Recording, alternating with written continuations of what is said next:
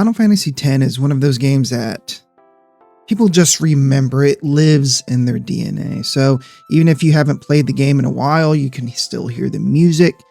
You definitely remember the vibe of Spira. You remember how the story kind of changes from this slow kind of fish out of water thing into something way heavier. Sacrifice, grief, faith. 10 is iconic for a reason. But today I kind of want to talk about something that almost feels impossible. Because before Final Fantasy X became Final Fantasy X, Square was making a totally different game, a darker prototype, a different story, almost an entirely different universe. And what makes this even crazier is Final Fantasy X didn't completely erase it. It definitely left behind fingerprints, tiny pieces of that earlier version still buried inside the final game. Basically to the point where fans uncovered its evidence years later, and then Square Enix accidentally wiped the evidence away in the HD remaster, seemingly without even knowing or realizing what they were deleting. So yeah, this is the story of the game before Final Fantasy X. Alright, just to set the stage, the Final Fantasy X we got in 2001 is the definition of a landmark JRPG. It wasn't just another Final Fantasy, it was a full evolution. More cinematic, full voice acting. It was a huge leap in presentation and graphics and a world with a distinct cultural identity compared to the kind of steampunk and medieval vibes that dominated a lot of earlier entries and just kind of like JRPGs in general. Spira feels and felt spiritual, and it felt and feels ancient. It feels lived in. And even the art direction behind it was described as a journey, which honestly fits perfectly because the whole structure of the game is literally a pilgrimage.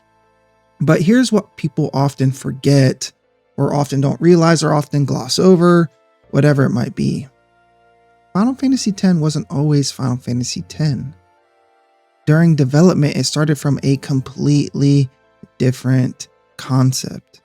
So according to concept documentation referenced in Final Fantasy X development material, and it was later, put together and compiled through sources like Ultimania Archive Volume Number 3.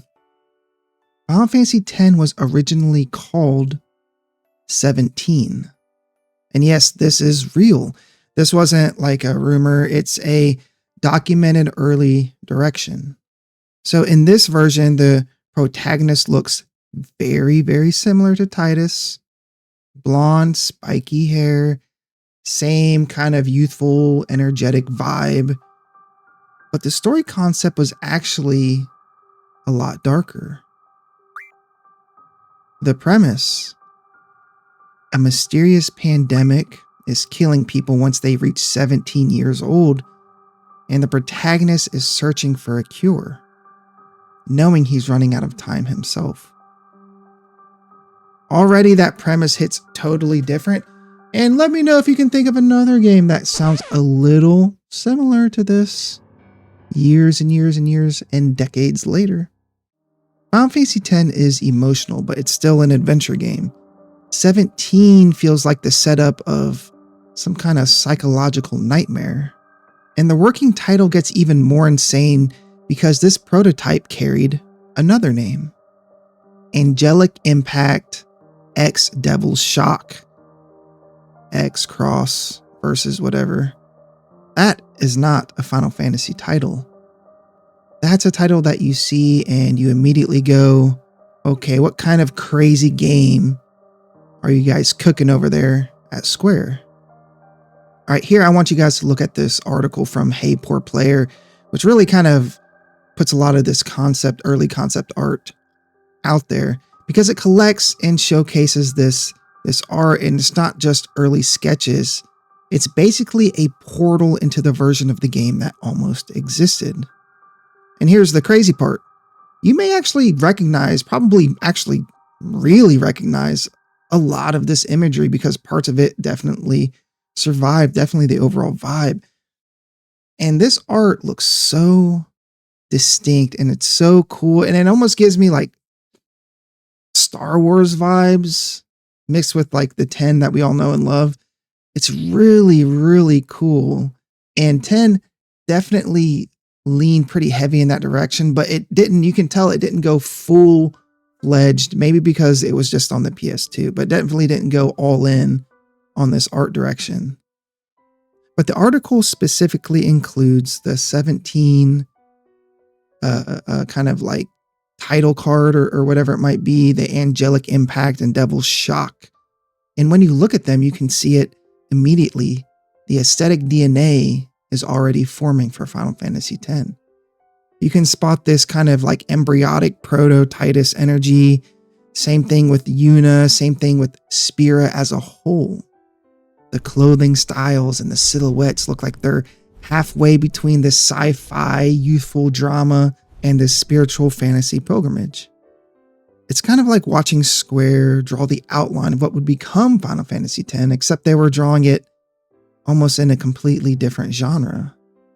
So the article is basically packed with all these concept and content pieces where you can genuinely pause and do a comparison and just look at the difference between what was there before and what we got in 2001.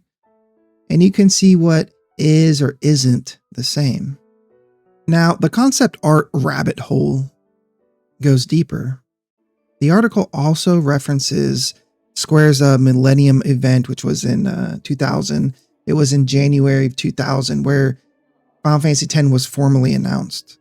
An early artwork from Yusuke Naora was made for it. And what's really cool and really fascinating is that the early trailer material at the time, and I'll put it here, reportedly showed differences from the final game. Obviously, every game goes through iterations, but this has a different UI, different even camera behavior, and even mentions of play online integration. This is the history of Final Fantasy X. Final Fantasy X wasn't just changed a bit, it was reinvented. So now I want to talk about the kind of secret inside Final Fantasy X. Because the coolest part of this story isn't just that like Final Fantasy X had a prototype, like all games do. The coolest part is that evidence of that prototype was apparently left behind inside the final game.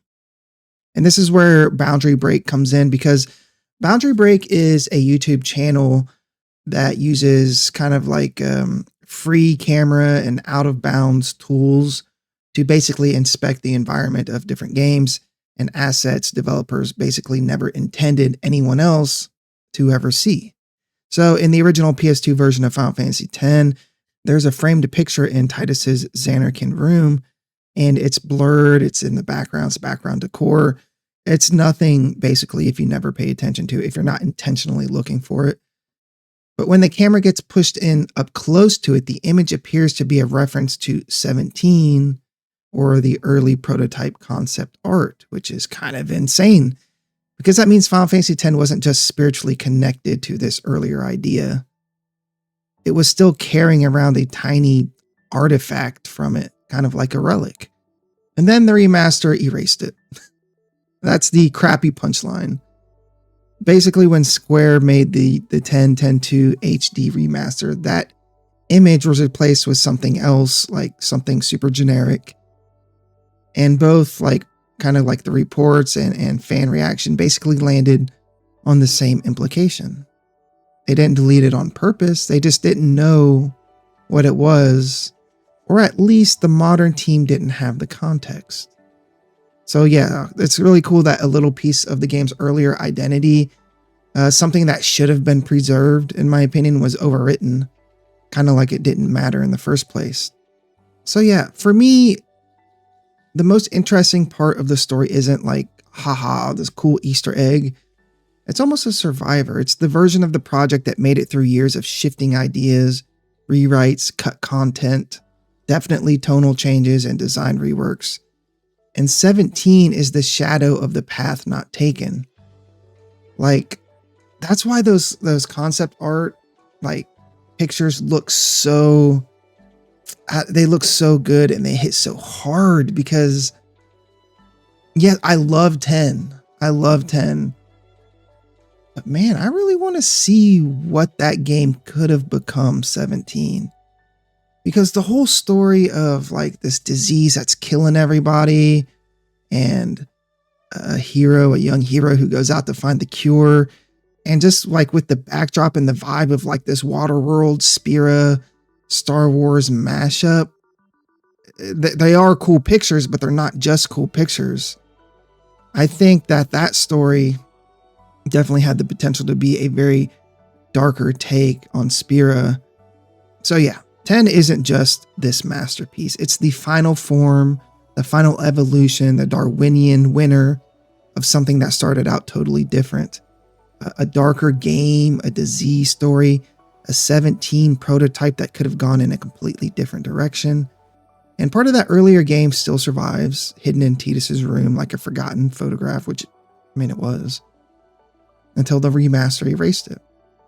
So my question is, do you think there are any more leftovers from this hidden Final Fantasy in other Final Fantasy games? What do you guys think about the before and after, the compare and contrast pictures? Do you want to see another Final Fantasy game set in this darker kind of Spira universe? Let me know in the comments. Thank you all for watching. Have an amazing day, and God bless.